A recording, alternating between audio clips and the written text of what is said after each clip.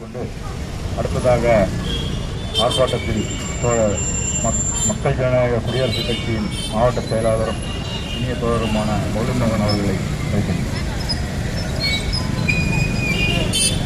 அன்பார்ந்த திருவண்ணாமலை நகர்வாழ் பொதுமக்களே, தாய்மார்களே, தொழிலாளர்களே, உங்கள் அனைவருக்கும் இந்த மாலை நேரத்தில் எனது புரட்சிகர வணக்கத்தை தெரிவித்துக் கொள்கிறேன்.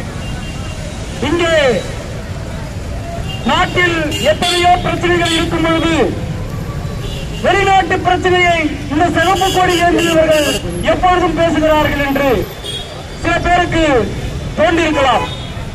ஆனால் அது அப்படி அல்ல. மனிதகுலம் எங்கெல்லாம் ஒடுக்கப்படுகிறதோ, அதிகார வர்க்கம் எங்கெல்லாம் திமிர் எழுகிறதோ, அங்கெல்லாம் சிகப்பு கொடி குரல் கொடுக்கும். அதுதான் இந்த ஆர்ப்பாட்டம். வெளியா பிரச்சனை என்பது ஒரு நாட்டோட பிரச்சனை அப்படி நம்ம சுருக்கி பாத்திர முடியாது. வெளிநாட்டு பிரச்சனைகள் பாத்திர முடியாது. அமெரிக்கா தன்னுடைய வல்லாதிக்கத்தை செலுத்தி இந்த நாட்டுக்குள்ளே அனைத்து நாட்டுக்கும் பேட்டரோடியாக இருக்க வேண்டும் என்பதுதான் உலக வரலாறு. இன்றைக்கு அமெரிக்காவுடைய நிதிநிலை என்பது மிக மோசமான சூழலை உருவாக்கி கொண்டிருக்கிறது. டிரம்ப் அவர்கள் வந்த பிறகு அதை சரி செய்வதற்குத்தான் இன்றைய நாட்டு பக்கத்து நாட்டுக்கு எல்லாம் படையெடுத்துக் கொண்டிருக்கிறார் இந்த டிரம்ப். அப்படித்தான் எண்ணெய் வளங்களும் அங்கே இணைய வளங்களும் பார்த்துக் கொண்டிருக்கிறோமே, கம்ப்யூட்டர், செல்போன், இது போன்ற கனிமூலங்களை உற்பத்தி செய்கிற கனிமூலங்கள் அங்கே கொட்டி குமிந்து கிடக்கிறது அந்த வெனிசுலா நாட்டிலே. அந்த நாட்டுடைய கனிம வளங்களை கொள்ளையடிப்பதற்குத்தான் இந்த போரை நடத்திக் கொண்டிருக்கிறார் டிரம்ப்.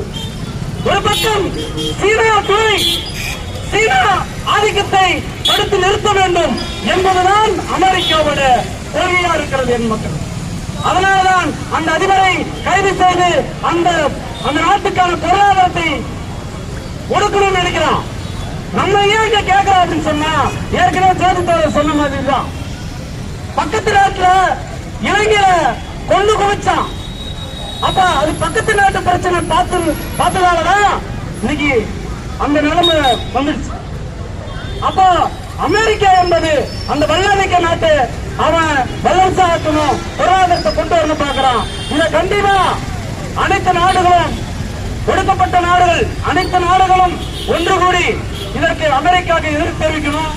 உடனடியாக இந்தியாவும் அதுக்கு எதிர்ப்பு தெரிவிக்கணும். இல்லைன்னு சொன்னா நாளைக்கு நமக்கு இதே நிலைமைதான். அமெரிக்கா நாளைக்கு இந்தியாவை கைப்பற்றதெல்லாம் நம்ம இருந்தக்கூடாது. அதனால அன்பார்ந்த தோழர்களே, நாமும் இந்த பிரச்சனைக்கு ஒன்றிருந்து போராட வேண்டும் என்று சொல்லி வாய்ப்புக்கு நன்றி கூறி விடைபெறுகிறேன். நன்றி, வணக்கம்.